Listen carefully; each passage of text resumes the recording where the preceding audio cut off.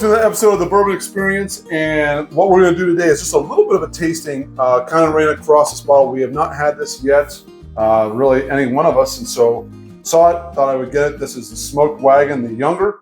Go ahead, skin it. Skin that Smoke Wagon and see what happens. Since we've never had it, thought we'd go give it a little tasting. I have snuck in a couple of early tastes. I know. Are you finished, Mr. Slade? No, I'm just getting warmed up.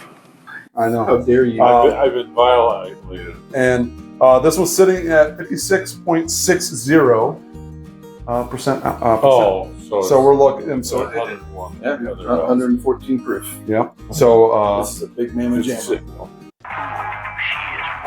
bad mamma jamma. So it's out of Nevada, Las Vegas. I've heard wonderful things about this one. And then my first tasting was 2 days ago. And these guys, was it wonderful things? It is. Well, we'll talk more about that here in a second. All so right. you noticed something on the bottle, earlier. Yeah, this is kind of it's fun because they've got this Bibimus Moriendum Est, and I took Latin in high school. Sanskrit. Majoring in a 5,000-year-old dead language. Yeah. Okay. Ooh. Latin. It's the best I can do.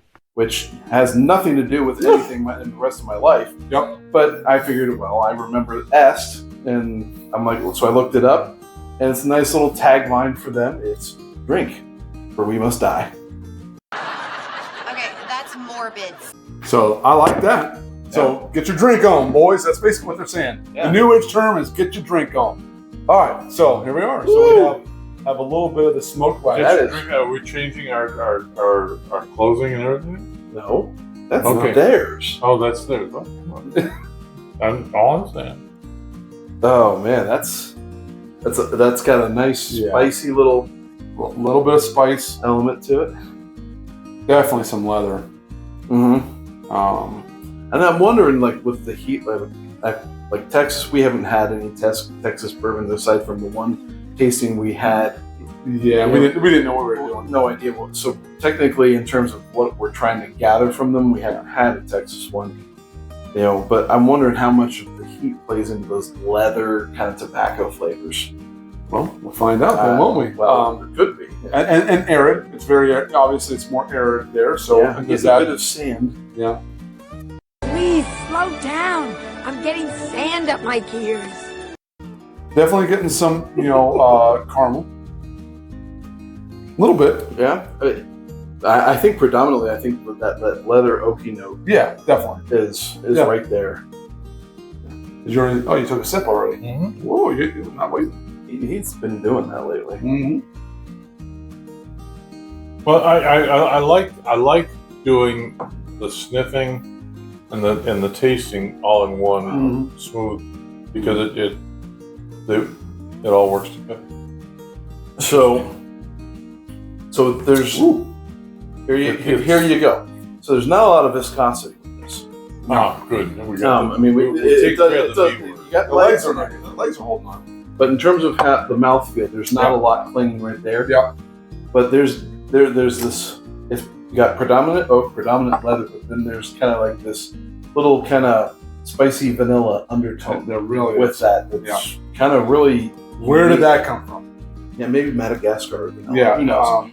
But it's right very early. You get that? I get absolutely. really early.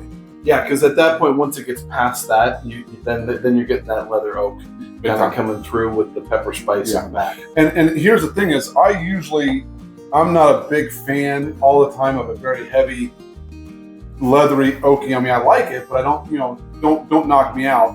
You can't identify it as much. I don't want it to take away from everything else. No.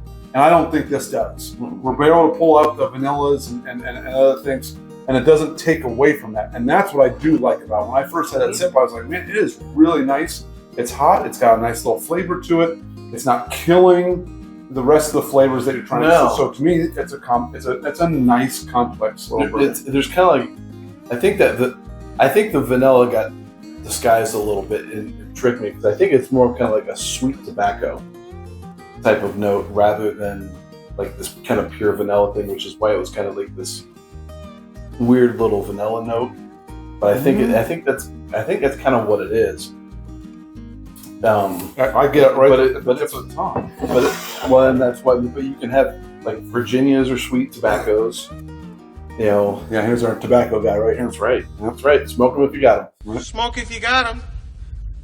Now, I will say this, which I did not recognize earlier, but it doesn't say that, but it is uncut.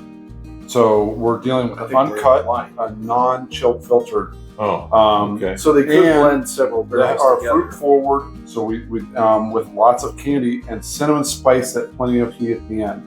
Aged a minimum of 39 months. So Okay. interesting was the candy. I was getting vanilla, but I can see where that could be like kind of like one of those cinnamon candies. yeah, but there's something softer before that, and Yeah. that goes before the cinnamon's not. I don't think a soft thing, but that's kind of interesting. That again, we're dealing with an uncut, unchilled filtered, and we've been talking about that, Yeah. for a while now, about how we get really predominant flavors out of that, and Mhm. real and I mean I know that's not for all the experts out there. They're like, well, yeah, duh.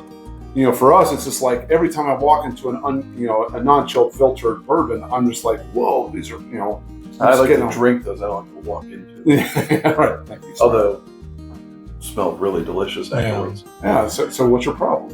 So I guess what I'm just saying is I did not notice that. I did not read that when I first had it, and it's definitely different than what we've had. I mean, It's different. Another thing's kind of different. This reeks out west.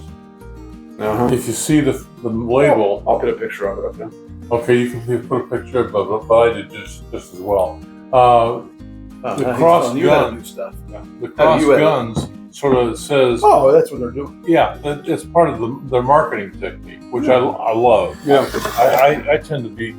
Here's what's funny about If I didn't do- he's so big on the marketing technique, but the interesting thing is that he's the one that was the accountant. I'm the one that graduated the marketing degree, but he's the one that's so geeked up about all the marketing crap.